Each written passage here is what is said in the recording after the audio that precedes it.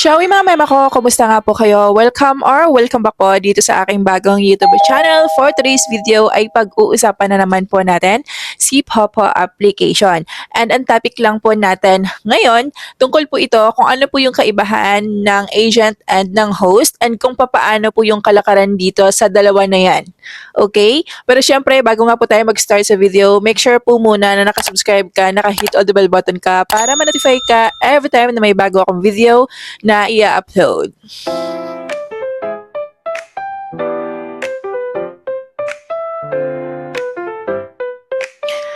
Mga mema ko, kung kayo nga po ay balak ng sumanib dito sa loob ng application, available po yung ating app link sa may pinned comment section or sa may description below.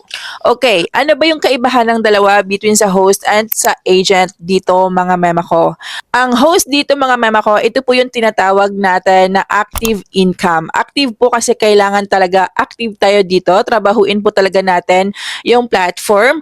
Araw-araw tayong magko-collect ng mga coins, araw-araw tayong magta-tasking at iba pang mga diskarte dito sa loob ng application para may pumasok sa ating earnings. Kung wala kayong ginagawa or kung hindi kayo active dito, wala rin po tayong kikitain, wala rin pong madadagdag sa inyong earnings. Samantala, ang agent po ay ito po yung tinatawag nating passive income. Kasi kahit tulog po kayo, kahit po nasa bakasyon kayo, kahit po busy kayo sa ibang bagay-bagay, meron pong mga pumapasok sa inyong earnings as a commission po sa inyong mga host or di kaya kung meron ka pong maraming mga invite na sub-agents. Yan po yung advantage ng agents. 'Di ba? Malaki yung kaibahan. Kasi dito kung host ka, sarili mo lang yung iisipin mo.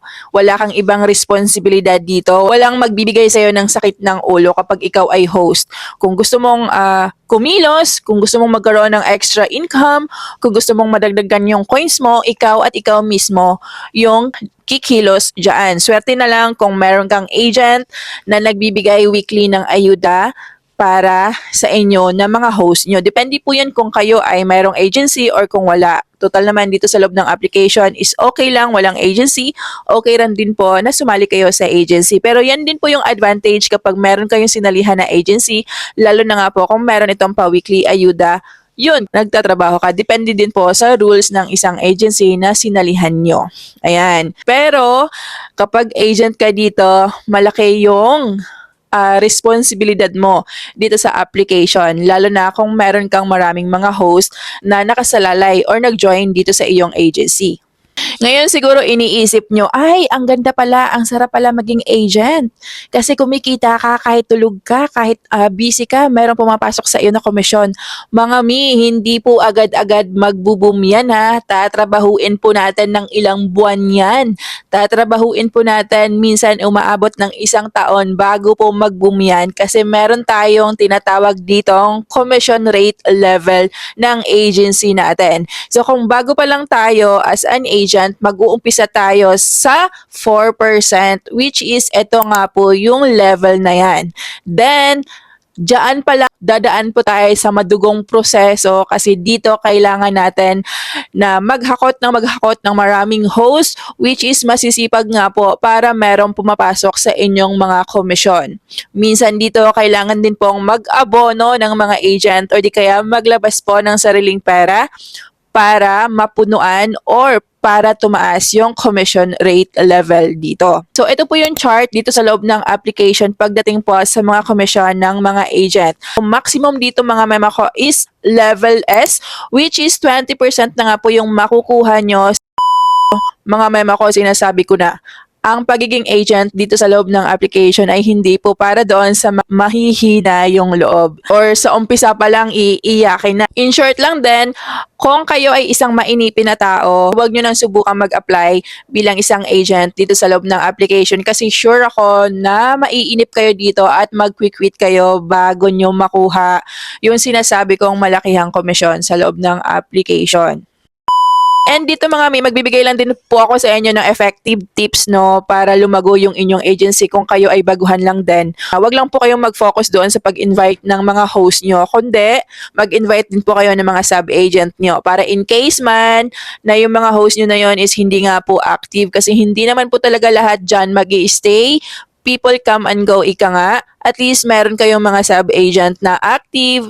Ayan, so hindi kayo mawawalan. So sa dalawa na yan, pwede kayong mag-focus sa pag-invite po ng mga host and sa pag-invite din po ng mga sub-agents. Kung hindi nyo pa alam kung paano mag-invite ng sub-agent, meron na rin po akong ginawang video niyan na ilalagay ko na lang po sa may pinned comment or sa may description below. If ever gusto nyong mag-join sa aming agency mga mema ko, just enter po my agency code. Optional po, walang sapilitan at laging tandaan na no release policy po yung aking agency. Ibig sabihin, once na na-add na kayo sa GC at nag-agree kayo sa rules ko, hindi na po ako mag-a-agree or hindi ko na po kayo i-release once na nag-quit kayo. And mga mema ko, by the way po pala, kung kayo nga po ay naghahanap po ng murang mabibilhan ng coins para dito sa application na ito, sa Bigo, sa Sugo, sa Miko, sa Chamet, at sa marami pang iba, alam nyo ba na si KukoDP ay nagbebenta po ng sobrang mura lamang. Open po sila 24 hours and sobrang bilis lamang po ng kanilang transaksyon. Paano nga ba kayo makakapunta sa kanilang shop?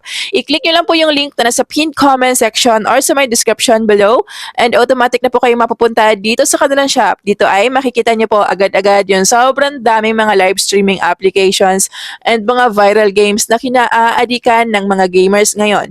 So kung halimbawa nga po ay gusto nyong bumili ng coins para kay Popo, syempre i-click nyo lang yung application. Mag-enter lamang po kayo ng ID number nyo, pumili lamang po kayo ng package na gusto nyong i-avail and mag-send payment lamang po kayo. Dito ay tumatanggap po sila ng payment via GCash, Paymaya, KuCoin, Bank Transfer, and marami pang iba. Maliban dyan, sila din po ay namimigay ng mga pa-coins every week para po doon sa mga laging nabili ng coins gamit po yung aking mga links. 'Di ba? Hindi lang murang coins ang kanilang binibenta, sila din po ay sobrang generous. Kaya naman, saan ka pa? Dito ka na kay KukoDP. I-click mo na po agad-agad yung aking mga links na nasa pinned comment section or sa my description below para bumili ng coins. Make sure lamang din po na i-follow nyo yung aking bagong FB page para maging updated kayo sa aking mga ipopost dito na mechanics, lalo na po sa mga pag-giveaway namin and sa mga pag-games ko sa aking FB page. Yan lang po muna for today's video. Huwag niyo po kalimutang i-like ang video na ito, i-share, and syempre i-subscribe po ang aking bagong channel para po sa more pagkakakitaan na i-upload ko. Thank you for watching. See you in my next one. Bye!